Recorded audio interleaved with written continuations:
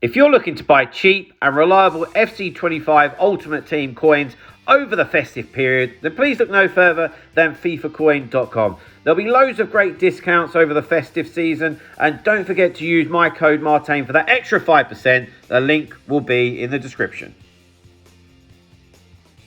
Hi guys, Martain88 here, and welcome back to another Eafc 25 video. And I'm getting in early here, and I've got my Team of the Year prediction. Arguably one of the best times of the year, FIFA best promo. I love Team of the Year. And New Year is right around the corner, and then as soon as we get past New Year, it is full steam ahead Team of the Year. So, I want to get my prediction in nice and early and just see what you guys thought, really. So, let's kick things off. First of all, in goal, I've gone for Courtois. Real Madrid won La Liga and they won the Champions League. And I'm thinking not too many other goalkeepers that I would look to put in there. Maybe Emi Martinez. At right back, I think this is an absolute shoo-in. I think there's no debate for this. It's probably going to be one of the lesser cards of Team of the Year that everyone packs, but it's Carvajal from Real Madrid. So again, won La Liga, won Champions League, opened the scoring in the Champions League final at Wembley, I might add, and won the Euros with Spain. That's hard to beat, you know. Then at centre-back, we've got Rudiger from Real Madrid. Again, it's along the same lines. In fact, all three from Real Madrid. Wow. But yeah, scored the decisive penalty for Real Madrid to knock out Man City. That was a big one. You know, you tend to forget what's happened on earlier in the year, and you tend to be a bit biased, recency biased as to what's just happened. But Rudiger, I think, has got a hell of a chance of getting one of the centre-back spots. And then the next one, I think, is a little bit along the lines of, you know, EA want to sell packs, and if you've got a bit of a debate, but one of them's an absolute superstar, they tend to get it.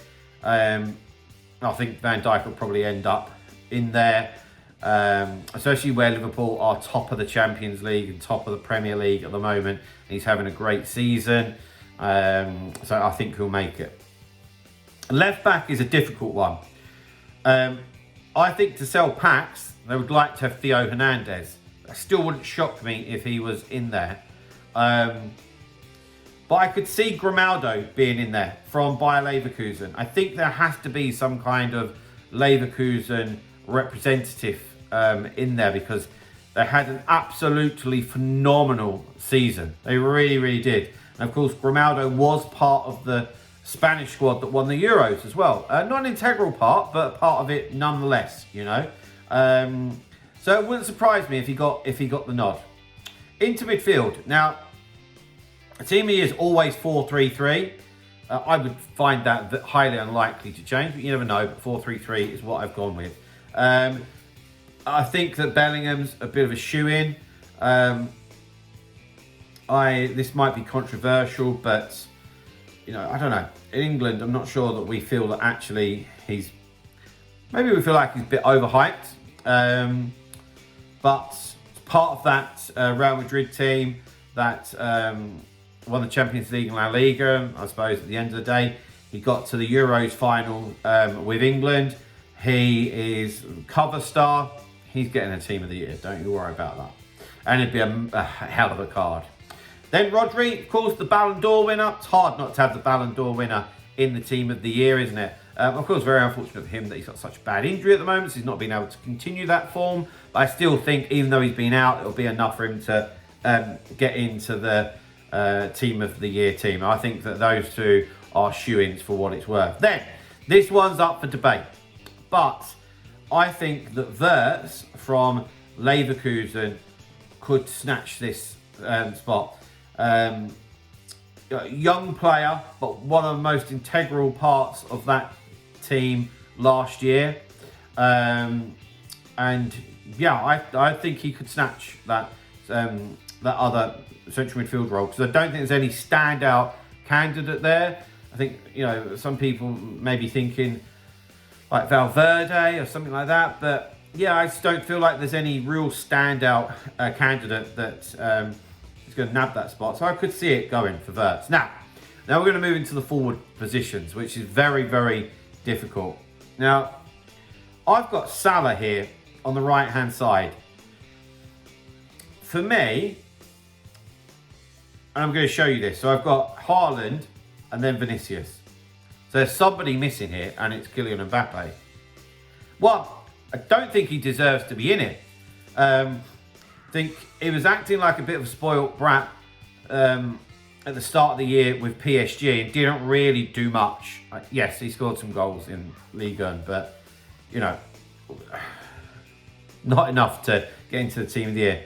And he's had a stinker at the start of his La Liga campaign with Real Madrid, and he wasn't very good at all in the Euros. But I can't see a world in which there won't be a team of the year without Mbappe. But what, they're going to put him right wing? I just don't see that either, quite frankly. Whereas Salah has been amazing, and I could see him very much getting that right-hand side spot, or Yamal. One of the two, to be quite honest with you. So it's going to be very interesting to see what happens there. I think that Haaland is absolute shoo-in. Most prolific striker in Europe, and EA seem to favour him for that slot when it comes to Team of the Year. So, yeah, I'm pretty convinced of that one. And I don't think there's any arguments whatsoever about the left-hand side. He arguably should have won the Ballon d'Or, but it was absolutely unreal for Real Madrid, and still has been. I'd argue that he's still the talisman, really. He's Vinicius Jr., so I think he will definitely get a Team of the Year. So, guys, there we have it. There's my Team of the Year, and these are the guys that I think are going to be in and around the conversation. You always tend to get this 12th man. I think that somehow they'll sneak Mbappe into this team. I don't quite know how. And then that Yamal would be the 12th man. But it's going to be very interesting to see exactly what they do and how it all materialises. But guys, there we go. There's my Team of the Year prediction. We'd love to hear some thoughts from you, or if you think there's anyone that I've missed. But yeah, there we go. So if you've enjoyed that video, please drop a like, subscribe to the channel if you haven't already. I'll see you guys very, very soon. See you later, guys. Bye-bye.